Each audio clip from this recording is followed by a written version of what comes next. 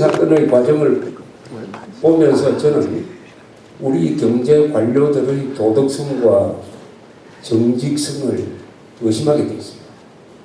부산저축은행을 저런 식으로 관리를 한 경제 관료라면은 충분히 이 국가 부채도 2분의 1로 허위 보고를 할 수 있는 자들이다 라는 생각을 갖게 됐습니다.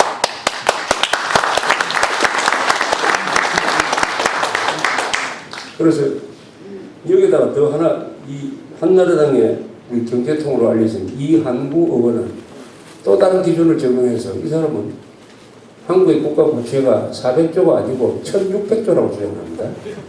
4배입니다. 4배. 1600조라고 주장합니다.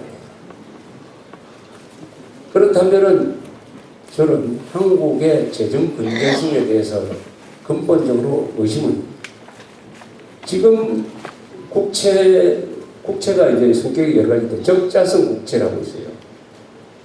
적자성 국채의 비율이 우리가 지금 한 50%까지 올라갔어요. 그래서 우리 국채 발행으로 주로 이 자금을 많이 조달하는데 그 국채의 내용도 굉장히 지금 우리가 악화되고 있습니다. 동시에 우리는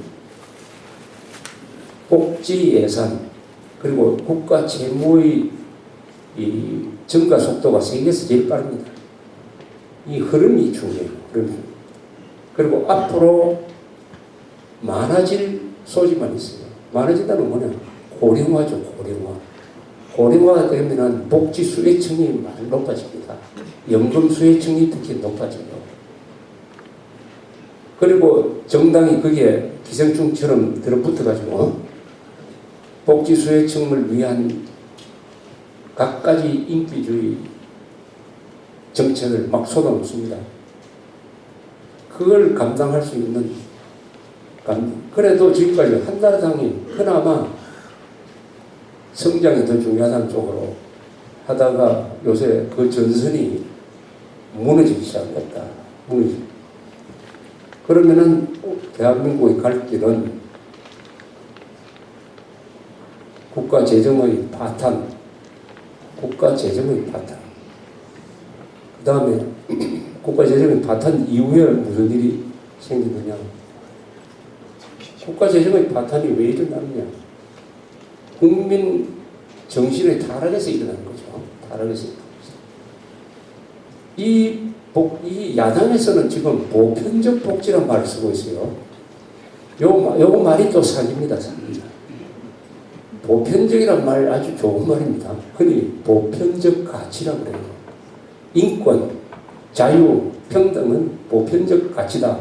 그것은 한국에서도 일본에서도 북한에서도 다 지켜져야 할 가치다. 이런 말이 주로 쓰이기 때문에 보편적이란 말은 굉장히 좋은 말입니다. 그러니까 보편적 복지, 정확하게 말하면 획일적 복지예요. 획일적 복지. 즉 도움이 필요하지 않는 사람한테까지 도움을 억지로 주는 것. 이게 강제급식이죠. 강제급식. 도시락 사주고 싶은 애한테도 도시락 사오지 말라고 그래놓고 우리가 주겠다고 나서는 거예요. 이게 도움을 받을 필요 없는 사람한테 도움을 줌으로써 도움을 받아야 될 사람은 도움을 받지 못하는 상황을 만드는 거예요. 이런 짓을 하면서 포장을 뭐라고 하느냐. 보편적 복지라고 합니다. 이것은 강제복지, 획일적 복지예요. 그 다음에 그럼 복지에는 어떤 복지가 정부?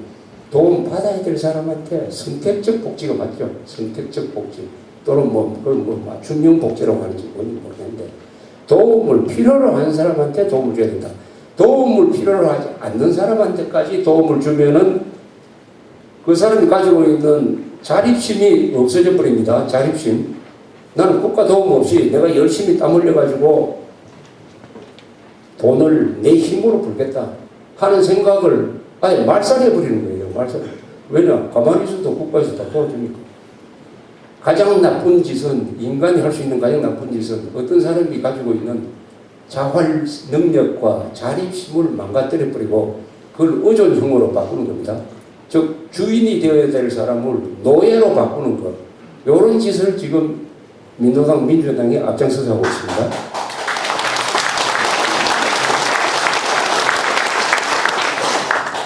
그 중에 하나를 이 세금급식, 강제급식으로 해가지고 제가 정리를 해본 게 이거예요. 이 거듭거듭 제가 말씀드리지만 이 말에 무상급식이란 말을 쓰는 나라가 세상에 없습니다. 국가를 거들내면서 무상급식이라는 이 말을 그냥 받아 쓰는 한나라당이 참, 이 말 자체는 세금급식, 정세급식, 강제급식, 정세복지 이렇게 불러야 되는데 무상복지라고 받는 그 순간에 이미 치고 들어가는 거예요. 치고 들어가는 거예요. 모든 것은 언어에서 시작된다. 사기는 말에서 시작된다. 그런 것을 제가 여러 번 강조를 해드립니다. 자, 이게 세금급식입니다. 그러니까 무상급식이라고 하는 게 세금급식이고 강제급식이에요. 강제급식. 강제급식. 1. 인간은 먹고 싶은 식품을 골라 먹을 권리가 있다. 환자나 가축이 아니면, 여기 군인이 하나 들어가야 돼. 환자나 군인이나 가축이 아니면 본인의 의사와 관계없이 강제급식을 당하지 않을 권리가 있다. 세금 강제급식은 따라서 반인도적이다. 반인도적이다. 그렇지 않습니까? 아니, 인생의 가장 즐거운 게 뭡니까? 자기가 좋아하는 음식을 골라 먹는 거 아닙니까? 아이를 키울 때 어머니들이 제일 고생하는 게 뭘 먹여야 되느냐, 뭘 먹이면 좋아할까, 그거 아닙니까? 완전히 아이 키우는 전쟁이 내가 옆에서 구경을 해보니까 그거더라고요. 어떻게 하면 아이가 맛있는 걸 만들어 먹겠더니 바로 거기서 인간다움이 시작되는 거죠. 이 음식을 골라 먹을 권리를 빼앗는 것은 이건 자유나 평등을 빼앗는 것과 같은 거다. 그래서 반인도적이다. 이 대한민국 헌법은 국가가 인간의 존엄성을 지켜줘야 한다고 못 박았다. 학생들에게 먹고 싶은 것을 먹지 못하게 하고 국가가 정해주는 것들만 먹도록 강제하는 것은 인간 존엄성을 손상시키는 행위로서 헌법 위반이다. 학생은 인간이지 가축이 아니다. 세 번째, 세금급식은 부모로부터 양육권을 빼앗는다. 아이들의 건강과 취향에 맞게 도시락을 정성 들여 싸주는 것은 부모의 의무이고 권리이며 즐거움이다. 자신이 좋아하는 음식을 선택하여 먹는 것은 학생들의 권리이다. 도시락을 통하여 부모는 아이들에게 사랑을 전하고 건강을 준다. 이런 권리 행사를 금지시키는 세금 강제급식은 따라서 반교육적이다. 네 번째, 모든 인간은 자유를 누릴 권리가 있다. 그 누구도 침해할 수 없는 인간 기본권의 핵심은 선택의 자유이다. 먹고 싶은 것을 골라 먹는 것은 찍고 싶은 정당을 선택하는 것, 살고 싶은 곳을 선택하는 것과 같은 인간의 고유 권리이고 인생의 즐거움이고 보람이다. 세금 강제급식은 이런 자유를 말살하려는 전체주의적 발상이다. 인간이라는 것은 다양한 선택권을 갖고 있어야 됩니다. 우리가 아침에 일어나면 오늘 어디에 갈까? 무슨 영화를 볼까? 어떤 친구를 만날까? 이렇게 생각을 하면서 인생을 설계를 합니다. 그러나 북한에서 태어나면 오늘부터 잠잘 때까지 뭘 해야 되느냐 하는 것은 당이 딱 정해준 그대로 하면 돼요. 그대로 하면 돼요. 일면 편하죠. 그러나 그것을 하면 인생의 즐거움이 없어지고 보람이, 사는 보람이 없어지는 거죠. 바로 그 중에서 의식주에서 음식을 고를 권리를 없애버린다. 이게 전체주의입니다. 전체주의는 뭐냐? 전체가 하나가 전체를 위해서. 전체는 하나를 위해서. 하나는 전체를 위해서. 이게 전체주의입니다. 획일성. 선택의 여지가 넓은 것, 다양성 있는 것. 한 끼에 500원 하는 우동부터 한 끼에 10만 원 하는 초밥까지 다 골라서 먹을 자유. 이게 민주주의입니다. 그 다음에 납세의 원칙은 세금을 내는 사람이 덕을 봐야 한다 했다. 세금 강제급식은 세금을 내는 사람과 덕을 보는 사람들이 다르다. 조세의 원칙에 위배된다. 복지의 원칙은 필요한 사람에게 도움을 주는 것이다. 도움이 필요하지도 않는 학생들에게까지 세금을 낭비하는 공짜 급식을 하겠다는 것은 복지의 원칙에 반한다. 6. 좌파 교육감들이 들고 나온 무상급식이란 말 자체가 대국민 사기다. 국민 세금으로 급식비를 지급하는데 갚지 않아도 되는 식사라는 뜻인 무상급식이라는 용어를 사용해서 국민들을 속였다. 교육자가 정직하지 못하다. 이런 이유가 아마 우리가 이른바 무상복지 시리즈를 반대하고 반박해야 할 기본 원리라고 생각합니다. 이 복지 포퓰리즘은 민주주의 원칙에 맞지 않고 자유의 원칙에 맞지 않고 인간의 존엄성을 아주 해치는 겁니다. 그리 함으로써 국가를 파괴하는 거죠. 국가를 파괴하는 거. 민주당, 민노당 같으면은 우리가 알 수 있습니다. 이런 의도가 뭐냐 도대체. 의도는 뭡니까? 민주당, 민노당이 지금까지 해온 건 뭡니까? 안보를 파괴하는 거 아닙니까? 안보를.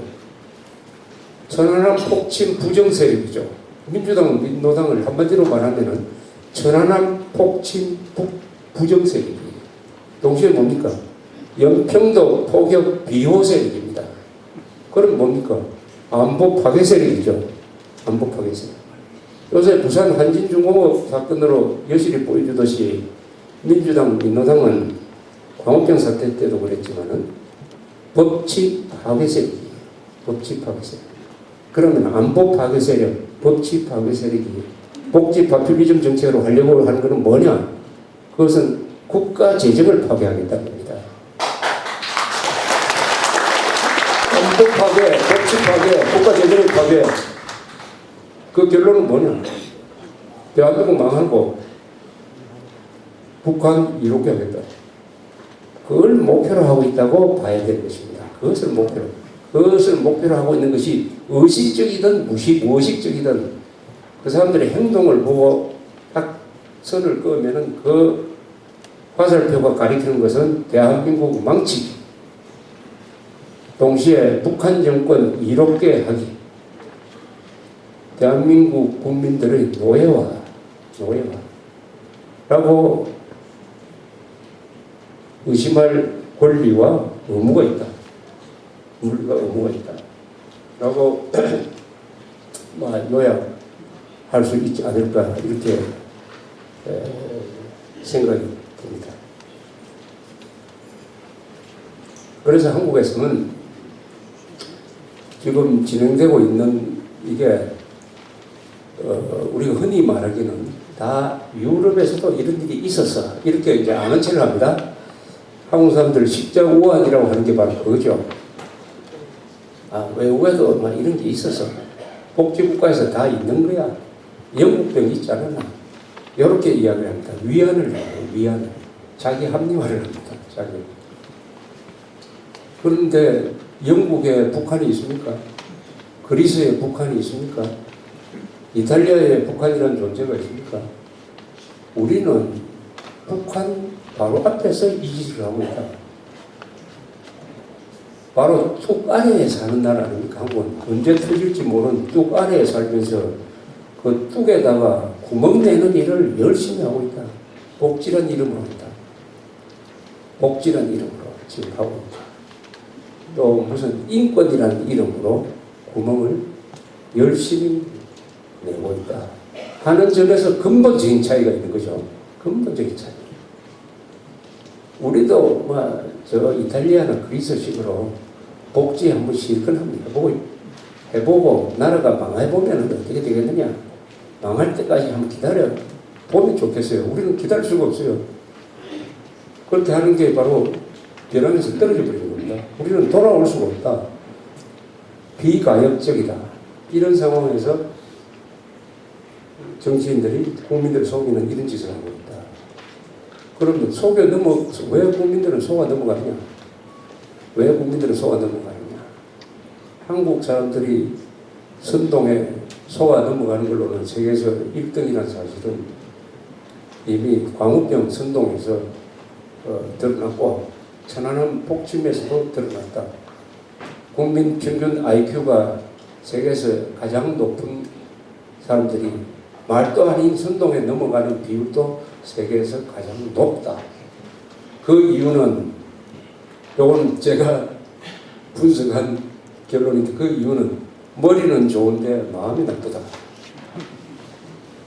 머리는 좋은데 마음이 나쁘다. 머리는 좋은데 마음이 나쁘다. 이 사기당하는 사람이 머리 나빠서 사기당하지 않고 대충 마음이 나빠서 사기당한다. 마음이 나쁘다는 것은 뭐냐? 자기 개인의 책임과 의무를 다하지 않는다. 내 탓으로 돌려야 될 걸 계속 남 탓으로 돌린다. 남 탓으로 돌린다. 이런 유혹에 빠지기 쉽다. 그런 인간의 약점을 파고드는 좌익 선동이다. 이게 기본적으로 깔려있고, 두 번째는